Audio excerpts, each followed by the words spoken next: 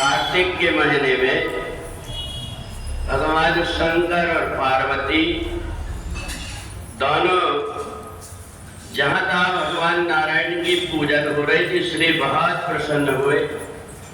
माता पार्वती के साथ में लोकांतर घूमने के लिए भगवान भोलेनाथ जब चले, यक्ष लोगों को देख करके, गंधर्व लोगों को, देवलोक को देख करके भगवान शंकर अति प्रसन्न हुए। पार्वती जी बड़ी आनंदित हो रही थी। दोनों बड़े आनंदित होकर के देख रहे थे कि ब्रह्मा जी ने जितने लोक बनाए हैं, ये 14 लोक में, सारे लोकों में कार्तिक के महीने में आनंद हो रहा है। इतने में ही भगवान शंकर के कान में चीखने, चिल्लाने और रोने की आवाज सुनाई दी। भगवान भोलेनाथ ने कहा कि अभी तो सब जगह आनंद हो रहा था, ये कहां से रोने चीखने की आवाज आ रही है। जैसे ही देखा तो यमराज अनेक प्रकार के जीवात्मा को बड़े कष्ट दे रहा था। किसी को गरम सलाख में बांध करके रखा था, किसी को कढ़ाई में डाल करके तेल में और कष्ट दे रहा था। शरीर ऐसे थे यम यातना के, चाहे जितने भी कष्ट दो पर प्राण नहीं निकलते थे। वो चिल्लाते, तड़पते, रोते, परेशान होते। भगवान शंकर को बड़ा क्रोध आया और उन्होंने अपना रुद्र रूप धारण कर लिया। और जैसे रुद्र रूप धारण किए तो यमराज देख करके घबरा गया। भगवान शंकर को देख करके जितने भी वहां जीवात्मा थे उन सब का उद्धार हो गया। ये देख करके यमराज को बड़ा आश्चर्य लगा। भगवान भोलेनाथ के चरणों में गिर गया। बोले बाबा, आपने ही तो मेरे को ये जवाबदारी दिया है कि जो जीवात्मा परमात्मा की भक्ति नहीं करता, खाता है, उसको मैं कई प्रकार के कष्ट देता हूँ। आपकी ही आज्ञा से ये सब कुछ कर रहा हूँ।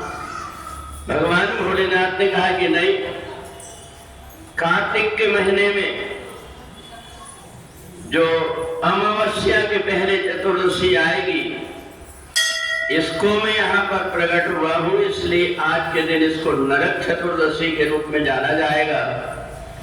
और भगवान शंकर का जो रौद्र रूप हुआ था, भगवान शंकर ने अलग अलग 11 लोग अपने बना करके और उस समय पर नरक में जाकर के लोगों को दर्शन दिया था। इसलिए सतयुग में भगवान भोलेनाथ का एक 11वां अवतार हुआ रुद्र के रूप में, और वही हनुमान जी के नाम से जाना जाता है।